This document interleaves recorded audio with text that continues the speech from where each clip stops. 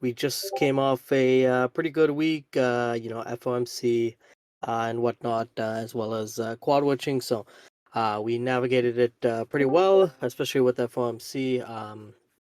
Getting quite a bit of a boost following FOMC, and quite the volatility during the Fed minutes release, as well as Jerome Powell speaking. So it's important to kind of dissect mainly the message overall of the Fed minutes and what they project will occur, and as well as kind of their messaging towards fiscal and monetary policy going forward. So overall, the Fed meeting was very positive. Like I said, no rate increases until 2023. So, I mean, it's a long ways ahead. And overall, the main thing to watch for is discussions in regards to tapering.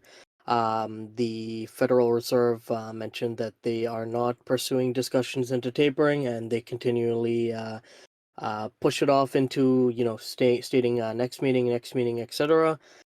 Which is a good thing. I don't think they will taper anytime soon. I believe that will be more closer to later in the year, maybe sometime in end of Q3 to Q4, which is where you would see that real, what we're projecting to be a real significant correction at that time.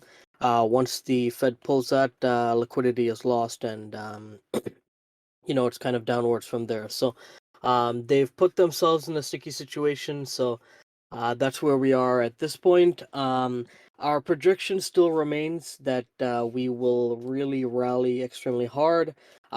Before that, though, in the short term, I think we could see a little bit of a downwards movement over possibly the next 1 to 2 weeks before we set up for a large rally ahead.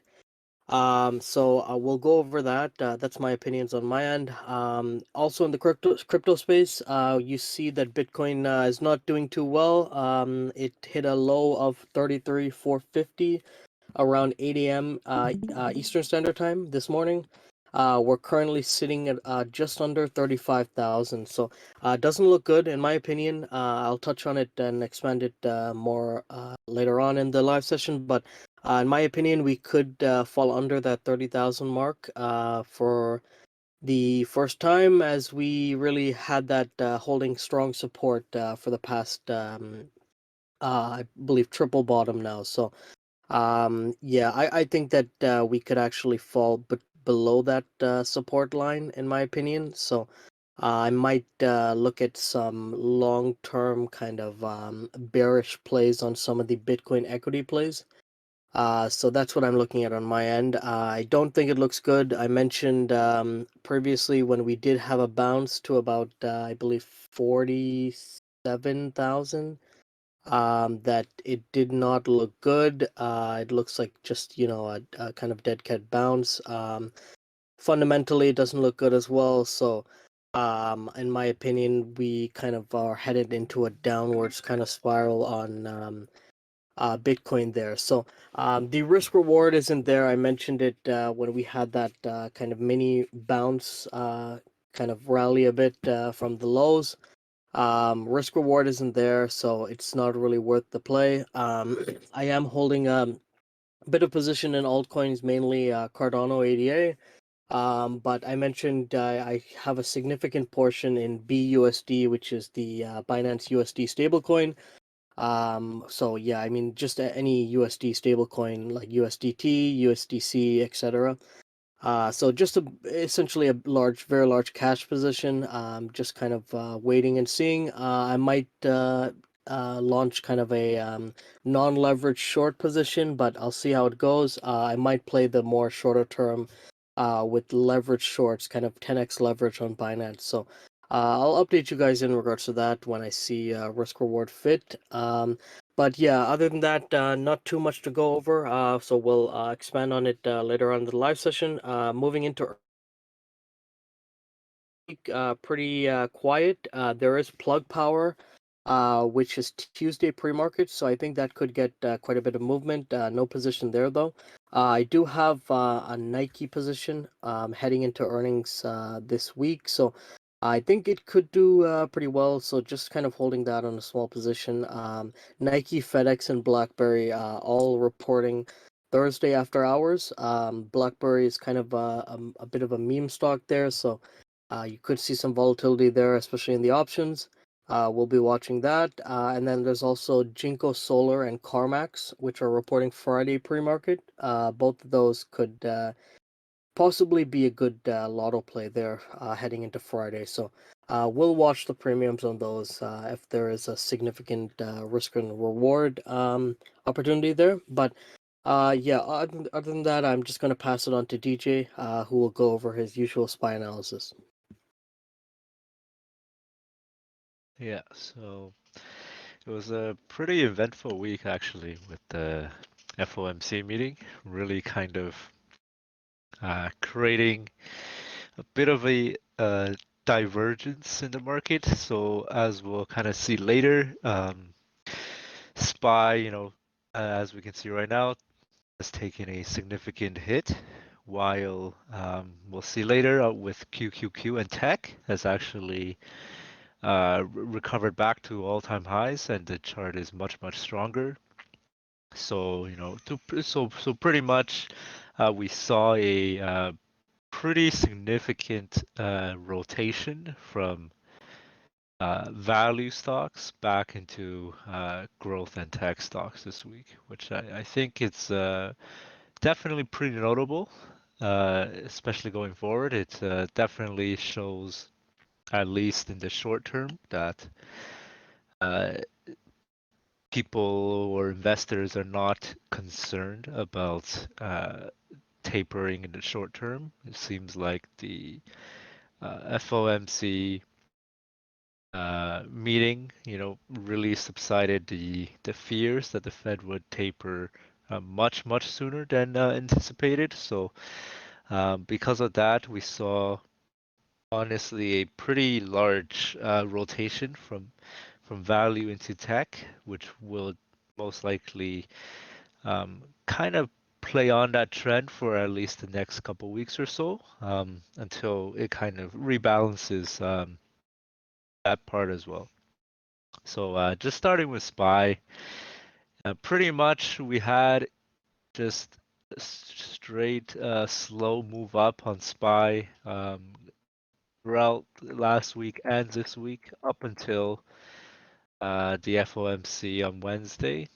When that occurred, we saw a pretty significant sell-off that day on SPY, and it continued to prove to be weaker as we continued to close out the week. And SPY right now is actually trading just at the daily lower Bollinger Band, which is something we haven't seen for about a month and a half ago, when it was trading back uh, below the Bollinger Band at that point. So right now, we are looking for a higher low on SPY. I would say, the resistance points we would have to revisit are back to these previous lows here, which is around 404 and 406. That would be the support levels that are must hold, to be honest. If this is lost, it would be a daily bear break on SPY, which would break the daily uptrend, which hasn't happened in a very long time. So I don't anticipate, although SPY is quite weak, we've already consolidated about, 10 points on SPY in the last couple days. So I am expecting, honestly, we could very well just recover on Monday itself on the open on SPY, where we kind of just put in a double bottom and bounce back to retest the EMAs. But I think even in the bearish scenario, we would be likely to see about a target and another higher low, I would say, in this 410 to 412 range. So most likely SPY would be a solid buy on a dip around this range. Starting from where we have this initial move, down, up, higher low, higher high, all-time highs, and I think if bearish, we'll see a bit of a move here. We should get a bounce. If Monday is red, we should get a bounce latest by Tuesday. I think it's very unlikely that it will kind of just, fall all the way like this. That would be very shocking to me, especially because the overall market isn't necessarily tanking. Because later we'll see QQQ has, regained a daily uptrend, weekly uptrend, and is at very close to all-time highs. So because of that, it's not really saying the overall market is weak. If you guys remember, I think a month or two ago, it was the other way around. I said in the videos, SPY was much stronger than QQQ. So what I said then was I expected QQQ to hold the support levels because SPY had looked pretty strong to uptrend to all-time highs. And when SPY, when QQQ kind of bounces off support and recovers, we would see an all-time high on SPY, which is pretty much exactly what we got, the last week or 2 weeks ago.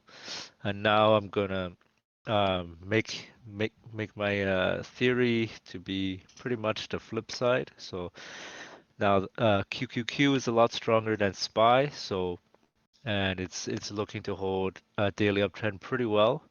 So I'm thinking now SPY will find support and create a higher low on a daily. And once it kind of recovers, I think there's a possibility that QQQ can kind of lead and push to new all-time highs in the short term now. So because this scenario is not very unlikely, in my opinion, for SPY to just straight dump, and fall below support, I am expecting, even if Monday is red, which I'm not, I wouldn't bet on it, as it could very well just kind of bounce on Monday. But if it were, I would be scaling in probably some longer data calls just for, a quick kind of bounce play on SPY. I think it would probably find some support in the 410 range. And then, we should make at least a bounce back to, I believe, the mid 415s to the upper four, maybe 416, 418 range to retest this sort of daily EMA here. I think that's probably the most likely scenario to play out next week, at least on the indexes. Short term, I is definitely weak. I mean, anytime you're trading above or below the daily lower Bollinger Band, it basically tells you the strength of whatever the security is doing in the short term. Like 95% of the time, the security should be trading in the middle between the upper and lower band, and simply kind of rise up or rise down based on how the EMAs are sloping and how price action is going. So anytime you're above it, it means you're really bullish, but slightly overextended. And anytime you're below it, it means you're bearish, but you're going to be overextended to the downside as well. So I do expect maybe just 1 or 2 days at max. If anything, it will kind of retake over the daily lower Bollinger and trade back to retest the range on a daily. But once again, key levels, I would say 406, 404. I would be quite shocked if we drop 404 on SPY next week. I really don't think it would happen. If it did, I would have to kind of reevaluate probably the overall market and a lot of things. So I am expecting both 406 and 404 to hold on SPY, and I think a daily higher low will be in, and we'll see a bit of a bounce there. Moving on, QQQ. Now you guys can kind of see what I mean by it's completely different from SPY. Like very strong uptrend. Just to revisit it, SPY broke the EMAs, middle Bollingers, trading below daily Bollinger Band. Closing, the week down about 11 points from the all-time highs, whereas QQQ, we could clearly see it's a much different chart, holding the daily EMAs, upper Bollinger, daily EMAs, middle Bollinger, all sloping up, and it's holding the daily trend line up and just hit all-time highs on Thursday even, and nowhere close to the daily Bollinger Band on QQQ. So this is it's a very different chart.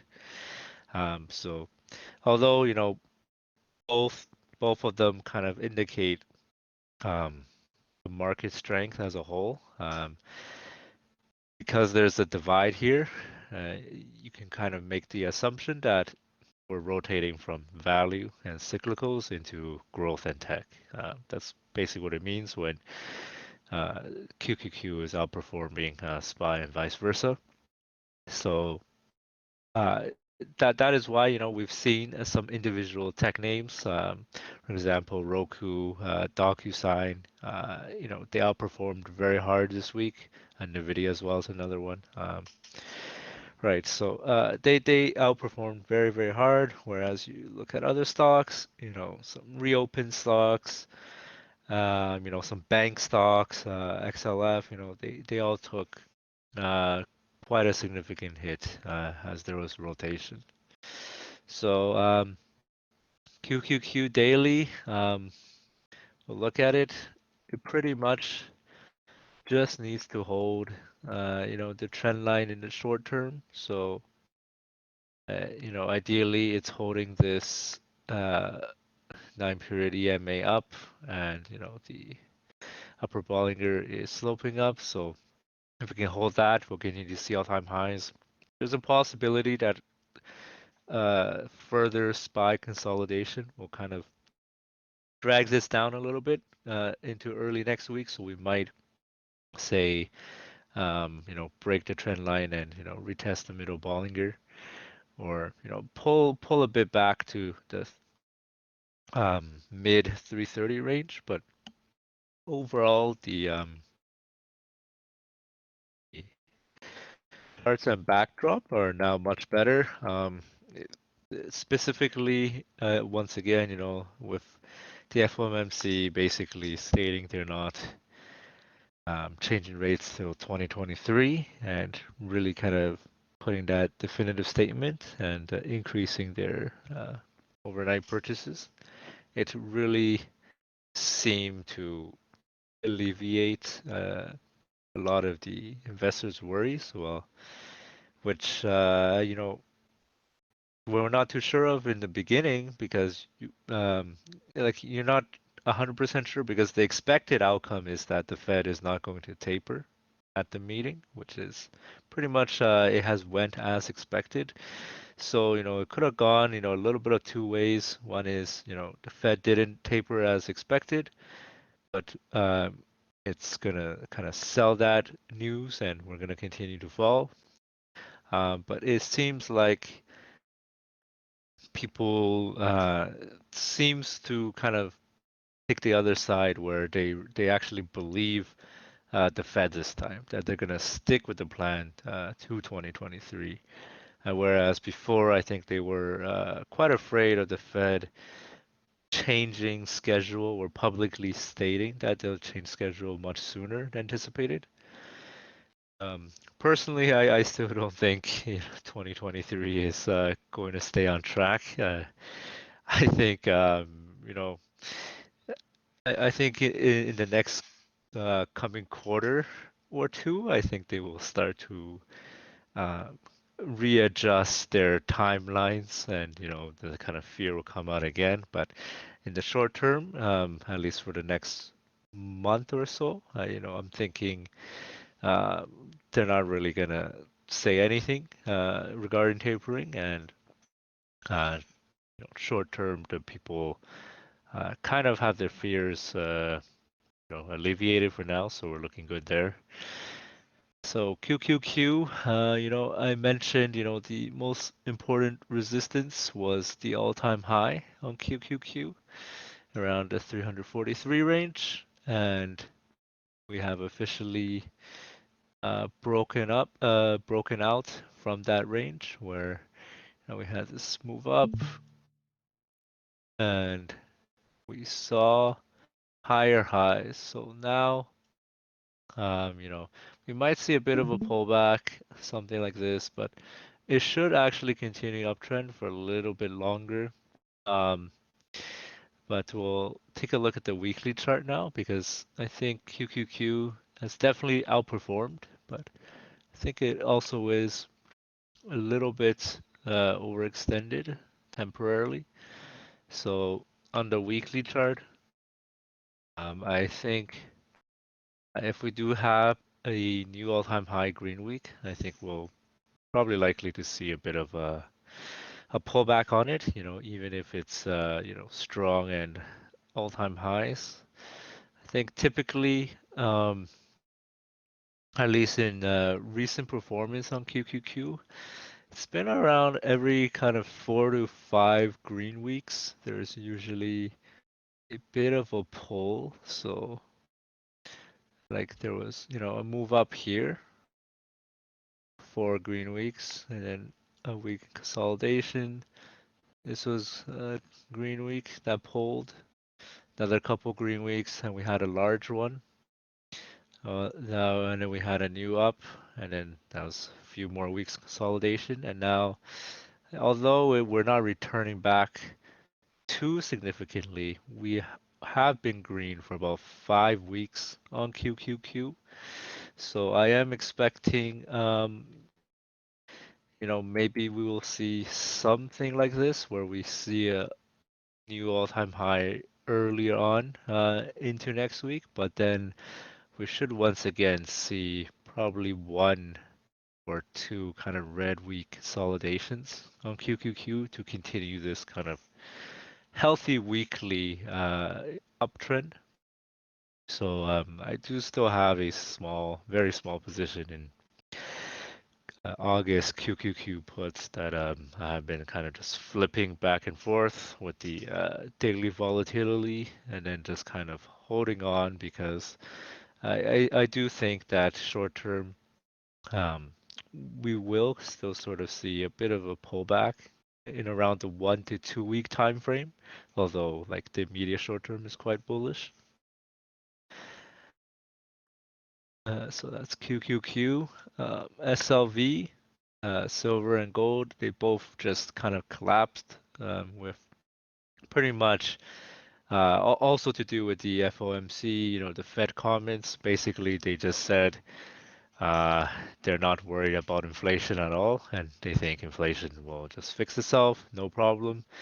I'm not sure why, but this time it seems like investors and people just really believed every word that the Fed said when it came to 2023 rates and when it came to inflation. They just really believed everything. So gold and silver both tanked almost I think close to a 7 or 8% drop in a couple days. Um, Gold and silver both broke the daily uptrend that lasted since March, end of March of this year. It's been on a nice daily uptrend. Now we have a definitive bear break on pretty significant volume. but we have been falling very hard. RSI is very close to oversold, and we have been trading 2 days below the daily lower Bollinger Band. So this kind of setup I like for a bounce. So I think, we might see a bit lower, maybe the 2350s, 2360s range on SLV, but I think it will kind of recover and bounce, and we will, probably retest, I would say, the 2450 levels in a few weeks. As you guys know, I was in SLV 2023 leaps a good amount for a pretty significant time for a few weeks or a month.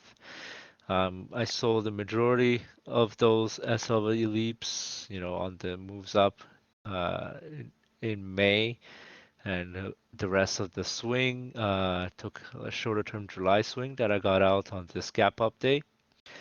And then I'm holding pretty much just a 5-10% starter position on the 2023 calls into the FOMC, and we saw this dump.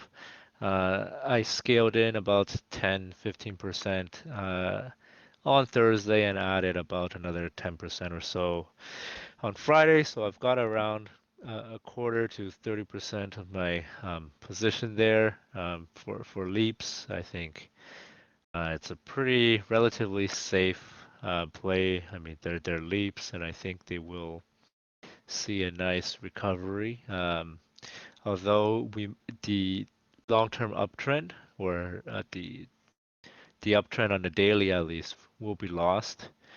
The weekly, it's still, it's going to put in a higher low and bounce off uh, a good amount after the higher low. So we can probably just de-risk, for some gains on the bounce in the short term, and then see if it will hold the uptrend or not. Not really worried here. Just gonna continuously kind of add to it if it's continue to fall in the next couple days, and then we'll wait for that bounce. Bitcoin, pretty significant, I would say, because we had a very big bounce on Bitcoin from 31K, and we bounced back to 41.2K. But the key was on Bitcoin, really the most important thing is the range between 30K and 42.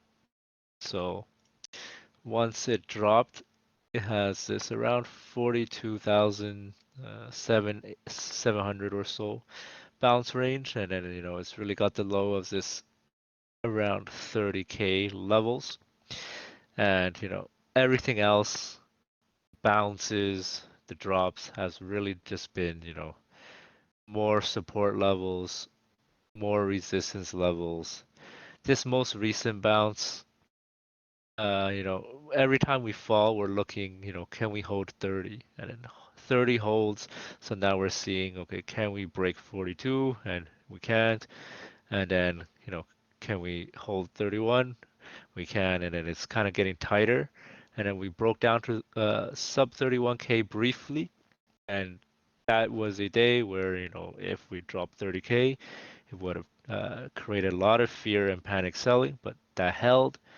And then it looked like the shorts were kind of trapped from this day, and we saw a massive move up, and we were pretty much, 3-5% move away from, blasting 42K on Bitcoin, where it would have probably, gave Bitcoin a strong move back to the upper 45 to 48K range. But since that rejected, now that's sort of like a mini bull trap, and now we're back retesting, to see if we can hold 30. So nothing changed too much overall. I am still overall bearish. I've been pretty much bearish ever since it was around the 60K range, and especially when the initial bounce was very weak in my opinion, like dropping from 60 going to 30 and not even bouncing over 45. I consider that a very weak initial bounce. And now we're basically seeing, if we can retest 30. So it's just basically back to the original 42K versus 30K kind of support resistance. The one thing is, this is more favorable for the bears, so I would probably give it like a 70 or 75% chance that we're more likely to break 30K than break up 42. The reason being so is because in the first place, Bitcoin is very oversold. It's coming off the dump, so it's got that initial oversold bounce and momentum where shorts cover and longs buy back in, and that type of move. And we see the EMAs have been pushing the price down significantly in the beginning. But now that it's been about a month or two, all these EMAs that we now see have, stopped aggressively sloping down the price action and have really stabilized. So now, both the daily upper and lower band and middle Bollingers are basically flat. So it means that it's ready to make a move up or down. So the reason why I think it's more likely down is because after falling like pretty much 50% very quickly, if you're actually bullish, you're very likely to make a strong move up and bounce more than 50% of that initial drop and continue to uptrend quickly. Because you bought all this time to cool down RSIs and to kind of tighten up the technical indicators, you're basically buying enough time for RSIs to reset from oversold to neutral. For shorts to reestablish their positions and for longs to be back in the position and kind of trapped. So it's just like on the way up, if you see a really strong move up and then you have sideways consolidation, that's very bullish. Because you're coming a very aggressive move up and you're consolidating very flat, so there's not too much profit taking, so you're ready for the next move up. This is basically the opposite. You have a lot of profit taking, you have a weak bounce, and you have sideways just on the bounce. So I think the bears look ready, in my opinion, unless there's some sort of significant change in fundamental news that can impact Bitcoin. I would be leaning against a next leg down coming for BTC. Weekly chart Bitcoin, yeah, we can see, we had the initial bear break weekly, we had that bounce, we had a retest higher lows, and right here we rejected the weekly EMA again, and also double topped the resistance high of the bounce. And now we're retesting the weekly lower Bollinger. So it's not a good look. It's not over for Bitcoin. If it holds 30K, it still holds 30K. And until it breaks 30K, it can't really make next leg down. But if it does drop 30K, I'm expecting a lot of panic selling that will kind of bring it very quickly to the 25K levels, if not 22, 23K levels. But I actually think that is a buy because everybody will be flushed out from the 30K and upper 20K levels. And I think panic will be at like a massive high. So in the short term, I think a flush below 30 and a quick dip to 26, 25, 22K. I'd be scaling in long on that play. Ramg mentioned earlier that he's looking for a non-leverage and leverage short on Bitcoin. Like I'd be doing the same. I'd be watching. see if it consolidates, and then if I see it very close to that 30K range, and if it busts 30K, I would be going in 10x leverage short in the short term, just to get I think a pretty quick, honestly, 5-10% scalp on the downside before switching back long. IVR, just the stock. I'm in for the swing. There was the initial move up here. It's a REIT. It's a real estate investment trust, basically. They pay a pretty nice 9% dividend yield. So their book values, around 350 to 360. So they're trading close to book value and they're paying a good 9% dividend. The chart's very good. It's double topped for now at 460. 460 was the exact double top on this chart, but the daily has turned back bullish and we are in a swing position. It also has gotten some Twitter attention and pump, so it made the call prices pretty expensive. So I've been alerting and we've been selling covered calls along this way and adding to the dip. So just reiterate my average. My average is basically 415 on the shares, but with the covered calls and stuff, it's closer to 390, 395, and I will be ready to sell more covered calls next week. Some $4 I've sold. Might be looking to sell some 450s next week if we get a move up, or just add to the $4.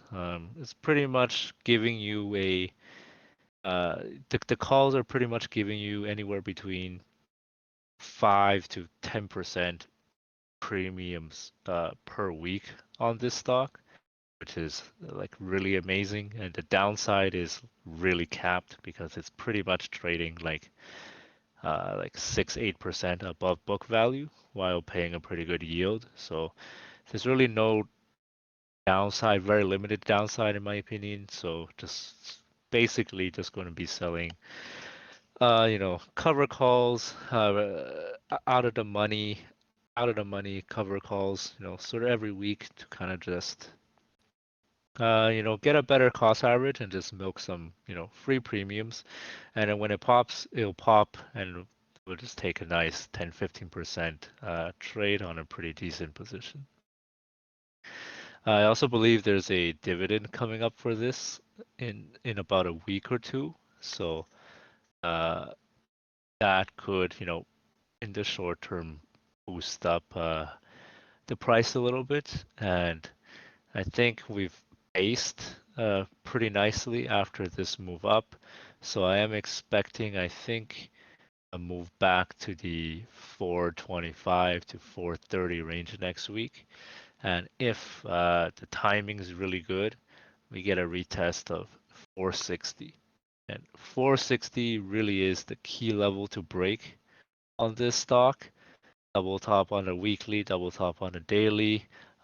Once you break 460, technically, there is a significant move up that it could just make just based on technicals, as it used to be, a stock in the higher 10, $15 range.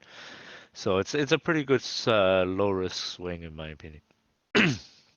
But anyways, that's it for me this week. So I'm gonna pass it over to Ramji for him to share his thoughts. But yeah, so DJ covered both the indices pretty well. With regards to QQQ, I think we could get a bit of a pullback before continuing up on the rally to new highs, in my opinion. You'll notice that QQQ has been performing much stronger than SPY.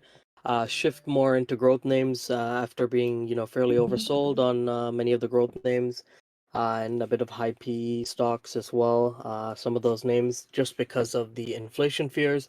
Those fears are a little bit subsiding, so You see a bit of a shift in capital from more value names into more high PA names. So I think that's pretty notable, and I think that can continue upwards. I think we still may get a bit of a pullback this week, so I'm a little bit bearish for this week. But some of the individual names you'll notice that are gaining a little bit more strength on themselves. I will likely kind of hedge with maybe some QQQ plays for the downwards this week. We do also have quite a few Fed speakers this week, so that will be coming throughout the week. So there, we might get some volatility intraday on those days. So with that, I'll post that in the group. So usually we get pretty significant volatility as the Fed speakers come on. So yeah, we'll kind of play that throughout the week. But overall, in the more long-term arching perspective, so kind of heading into August, so to say, extremely bullish heading into August. Just in the kind of short term, maybe this week, we could get a little bit of a bearish move downwards before kind of continuing up. So I'll update you guys in regards to that. In regards to yields and rates, we did see that downward spike following FOMC. So that's good. We're kind of at the same levels we were around March. So kind of shows a shift there. And we can, kind of continue upwards on the more macro side of things, which kind of plays into my overall thesis, where we will lines up with what Grooven is projecting as well, which I agree with him, where we kind of rally really hard into the next few months, and then kind of get a downwards move significantly following that. So yeah, that looks good. Tesla also looks good, gaining strength. This past week it looked like it would kind of break out of its range it's been trading in, but we did get a bit of a sell-off into the end of day, but it still looks good, continuing to tighten into that wedge. So that looks good, and I think we can get a significant move up, kind of new highs over here. So for the kind of past 2-3 months. So looks good, and the risk reward is good. Obviously premiums are a little bit cheaper as well. So continuing with more longer term calls here, and entering as it's as the risk levels kind of go and move into our favor. I did exit majority of our Tesla calls, and I do have a remaining position just riding, so I think that looks good. Roblox, we have been holding that $80 level. So in my opinion, I think we've kind of sorry about that, guys. Yeah, so in my opinion, I think we've kind of bottomed out here, in my opinion. So I do expect new highs on Roblox. Very bullish on Roblox, so I think it looks good. So continuing to hold those longer term calls. I even have a shorter term play that I opened up this past Friday, so holding that as well. TTD, we went on the stock split, so it began trading split adjusted this past week. Typically, the trend is that push into the split, and then we get a bit of a sell-off. We saw that with Tesla and Apple. This one's a little bit tricky because we did get a significant 25% move down following earnings at the same time when the stock split was announced. So it is a bit of a tricky one, but we have seen it move a little bit down. I expect it to continue downwards, so we'll see how that goes. If it does not, I'll flip bullish and I'll enter long calls. But I think this is a great play that can yield significant return to either the upside or the downside. So I'll be playing both ends on my end, depending on kind of how we see the price action move. Currently, it is beginning to sell off, so if it does continue this way, I can expect it to project kind of this line into July. So I'll be looking for that. If we do kind of break up, then I will enter long calls, and I'd be looking at leaps premiums aren't that bad, so I'll be looking at kind of around either January calls or a little bit sooner, so maybe September calls, and just holding it all the way through.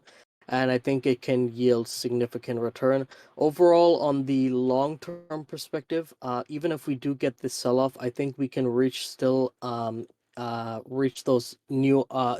time highs that we previously had. So around the $90 level split adjusted. So I would be playing that along following the bearish move if we do see it occur. So continuing to hold that, it does look good. We Day, I mentioned this last week, and it did go as projected. I actually projected it into June 25th, which is this upcoming Friday, but I did exit early at these highs. Just because of the FOMC volatility, I thought it was much better to exit as it's a little bit of a shorter term call. But yeah, we did bottom out where I indicated around the mid 220s levels. So around 224, 225, 223, which is where we entered. And we saw a significant move up throughout the week, yielding us good returns on our workday calls. So I do expect it to continue a bit, but I might wait to re-enter, and we'll kind of see where it goes. And then moving into the crypto space, like I said, Bitcoin, a very bearish move. It's still in that range. I do think this time we can break the $30,000 level. I'm very bearish on Bitcoin based on fundamentals, and technicals don't look good as well. But I'm more of a fundamentals on Bitcoin, so the thesis isn't there, so I believe that we can enter that late stage and kind of continue downwards. Chart doesn't look good as well, and if you look at the longer term chart, we're kind of looking at a head and shoulders there as well, so from the 60K levels at all-time highs. So in my opinion, it doesn't look good, and we can kind of reach like really kind of new lows around 20,000. So it doesn't look good. I will look at longer term crypto equity plays. So something like Mara, MSTR, Riot, etc. And then kind of utilize that play, maybe a non-leveraged short on Bitcoin. So I'll update you guys in regards to that. I do have a significant cash position, like I indicated in my crypto account. So I will deploy that on short positions and kind of look to enter long on a bounce if we do see that kind of significant sell-off. So yeah, that's what I'm projecting in the crypto space on Bitcoin. So I mentioned, like I said, when we did have that bounce up, when a lot of individuals were going long around 42,000, I was indicating that risk reward isn't there, and I do think it's a dead cat bounce. I was correct there, and I do think we will kind of continue lower, and this time we can break that $30,000 level that has been holding support on kind of a triple bottom there. But I think we will break that. It does look weak, fundamentals aren't there, so overall, long term, kind of very bearish here. I think we'll kind of reach new lows before kind of recovering overall. And that kind of, Bitcoin crypto theory of digital gold will kind of subside, and it will kind of enter back when we reach new lows. And then, overall on the kind of 10-year period, obviously bullish, but over the next months, 6-month period, extremely bearish on Bitcoin, and I don't think risk reward is there. I will be playing this one to the downside. ADA, I do have a small position, so just continuing to hold that, of course. It is a long-term play for me, so a lot of potential in ADA on fundamentals, so continuing to hold that. But I did reduce my position significantly, like I said, and I indicated to you guys over the past few weeks. I've increased my cash position significantly because that risk reward in crypto isn't really there right now, and unfortunately all of the altcoins are kind of moving in unison with Bitcoin moves. So Bitcoin falls and, some of these altcoins, even though they should kind of have their own strength based on fundamentals, are kind of following with it. So, so just because of that, when Bitcoin kind of goes to new lows at, let's say 20,000, I'd expect Cardano 88 to kind of reach new lows, maybe $1, maybe less possibly, but so because of that, I don't think the kind of risk reward is there, but I'm holding a base position, just because it's kind of a longer term play. I really like the fundamental value of Cardano, and the upside there is just really significant. They're pursuing many developments, as we speak and into the next months. So there's a lot of catalysts. So the overall long-term perspective on ADA, it's really bright. So there's a lot of great risk reward there. So just as a long-term play, I'm continuing to hold that base position. And then finally, we have TLIS. It has kind of sold off a bit from when we got to that 1180 level, but it's still holding up fairly okay. I do think this is a pretty safe kind of position, and I'm just continuing to hold this. So, like I said, don't get shook out. Continuing to hold this, and based on the fundamental value here, and that thesis, I believe that we can kind of reach new highs. So, um, continuing to hold this. I do have kind of a high, mid to high teens range on a price target on here. Bullish price target, $20. It is a low float as well. So when volume picks up, it will move significantly. So continuing to hold that. Just to reiterate as well, earnings for the week, pretty quiet. So not too much there, but I do have a Nike position, so heading into earnings, I think that can perform well. Also, to recap, there is BlackBerry, so one of the kind of meme stocks there, could get some volatility. FedEx as well could perform well. I think it will head similar into Nike's going into earnings, but Nike premiums are much better. And then there's Plug Power as well, Tuesday pre-market, which could move a bit, and as well as Jinko Solar and CarMax on Friday pre-market. So both of those could be a good lotto play. Both Friday for Jinko Solar and CarMax. So I'll be looking at premiums. There maybe a good lotto play. Nike I think still looks okay heading into earnings. So continuing to hold that, I think it might garner its own strength respectively heading into earnings this week, as it's pretty quiet in the earnings space. But overall, just to recap, just bearish on the crypto space and Bitcoin. It doesn't look good in my opinion. I mentioned it over the past few weeks, and we've been seeing that kind of play out accordingly.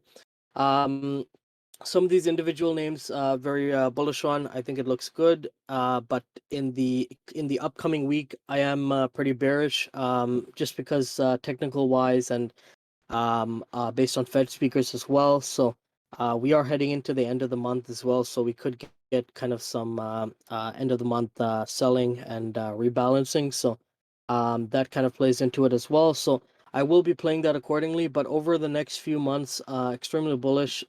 We have seen new all-time highs on QQQ, and I think that will follow once we get a bit of a pullback and we can kind of continue upwards and really rally hard. That final rally is a really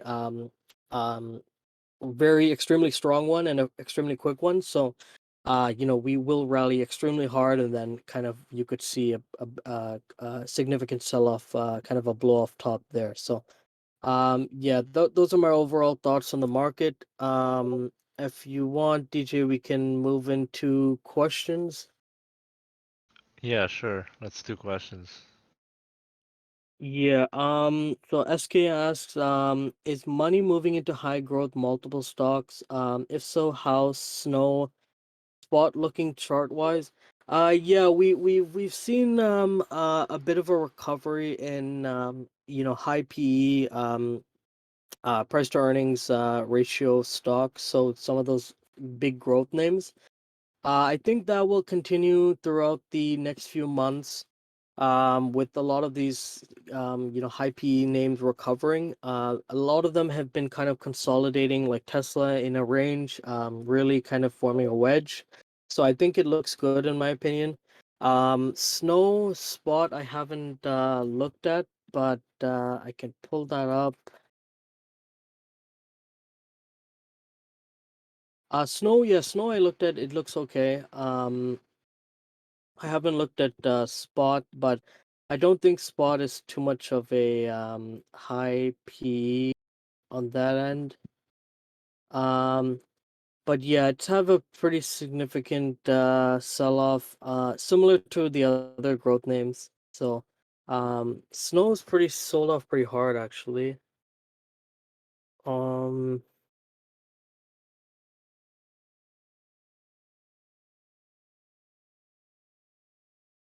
Let me just see the percentage.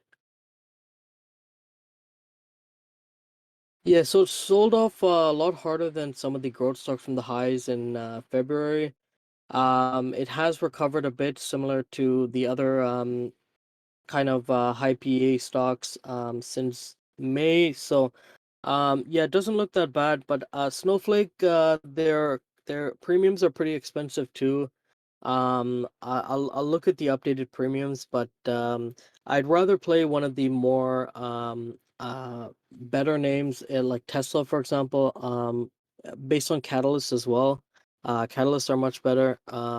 The clouds have been getting a bit of a recovery, which is why I entered Workday as well. So there is that, but yeah, I kind of stick to some of the more stronger names. So like Tesla is that on my end.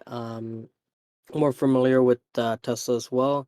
And then leading into that, Harry19 asks, will Bitcoin drag down Tesla? I do believe it can drag down Tesla a bit. So I'll be watching that.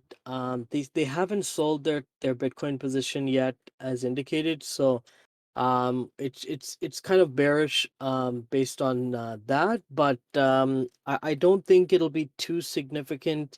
Tesla kind of has been a little bit kind of moving away from the Bitcoin correlation a bit. So we saw sometime last week there was a red day on Bitcoin, I noticed, and Tesla was green. So it's not that bad, but yeah, we will get a bit of a correlation with Tesla and Bitcoin.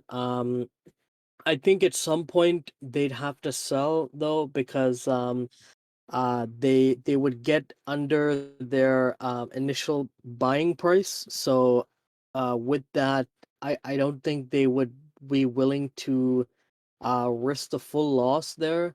But even if they do, I think that following that would be bullish, because they would just completely liquidate their Bitcoin position and going forward. So investors would kind of write that off on their balance sheet. So that'd be something good for the long term. But yeah, in the short term, you may get a bit of a correlation, but I think it's been moving a little bit away from that correlation, because compared to market cap, it's really a fraction of their market cap, the Bitcoin position, right? So I mean, you're looking at what, a 600 billion market cap, and I mean they have I believe 1.5 billion in Bitcoin. So I mean, not nothing really significant. So if you kind of do the math there, there's not much of a correlation, but some of these stocks have been kind of correlating a bit. But something that would kind of correlate a bit more would be something like Square, right, where their Bitcoin position is pretty significant as well, with regards to their market cap, and some of these companies which are, really exactly correlated with Bitcoin, how the market's been trading it, like Mara, Riot, and MSTR, MicroStrategy. So yeah, there is a little bit of that risk, I guess, with Tesla, but I don't think it'll be too significant. So over the longer term, with all the catalysts as well, I'm still bullish on Tesla over the next coming months. So chart wise, it looks good. and I think we can kind of possibly see a bit of that downwards move. So it'll stay in range before kind of breaking out. So yeah, overall looks good in my opinion. DJ, you can share your thoughts on that as well. Yeah, so regarding Snow and Spotify, I looked briefly at the charts. I think Snow actually looks pretty good chart-wise. Fundamentally, I'm not sure. It could be probably overvalued as it was an IPO during a really hot time, but just chart-wise, um, it's really sold off significantly, but it's kind of recovered to an area that doesn't have much resistance. So I think if it breaks um, the 256 level, it looks good for kind of a move up to 275.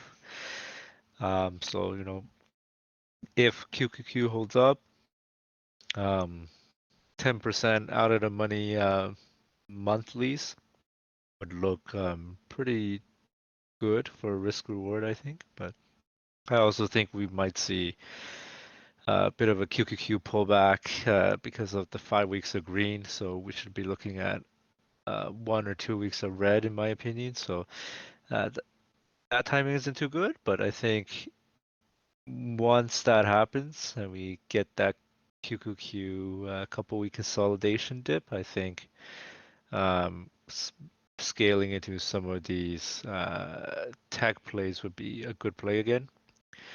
Spotify, I agree. I don't really view Spotify as a high PE stock, but could be wrong there. But chart looks also pretty good, similar to Snow. Um, a little bit less volatile than Snow, so I haven't checked the premiums, but um, at least the Snow looks like it's more favorable regarding to those two. And then will Bitcoin drag down Tesla? I think if Bitcoin dumps significantly, as in if Bitcoin dumps below 30K and really dumps significantly, it will kind of impact Tesla a little bit. But I think maybe like a 10% drop on Bitcoin might be like a 2% drop on Tesla, something like that, until they kind of get rid of their position. I think it will kind of correlate a little bit there. Similar to, kind of Square and PayPal, where, Square owns like Bitcoin, but not too much, but it does really kind of just follow the correlation quite substantially. Other than that, though, yeah, that's my thoughts on that. And it looks like those are all the questions for this week. Yeah, sounds good. Yep. So, yeah, just to reiterate, moving into the week, I'll post the schedule, but quite a few Fed speakers this week, so I think we could get a bit of a downwards move. In the market, some of the names might be gaining their own strength, so I'll be watching for that. But overall, moving into more, longer term calls, and we'll kind of add on those dips. But overall, the indices over the longer term, so not just this week, but just over the next few months, I think we can kind of really rally into new highs on QQQ and some of the neighboring names as well. And I believe that it'll be much more stronger than SPY in my opinion. So sticking with QQQ on my end. And then yeah, heading into next week, not too many earnings, but I do have a small Nike position, so watching that. But yeah, we'll keep you guys updated in regards to that, and with regards to our plays. We also did update the alerts tracker, so I'll be posting that shortly in the group. But other than that, I hope everyone has an amazing weekend, and we'll be back on Monday to go get this money, guys. So take care, enjoy the rest of your Sunday, and have a great day. Yeah, have a great rest of the weekend, everybody. and we'll be back Monday. think AMD can have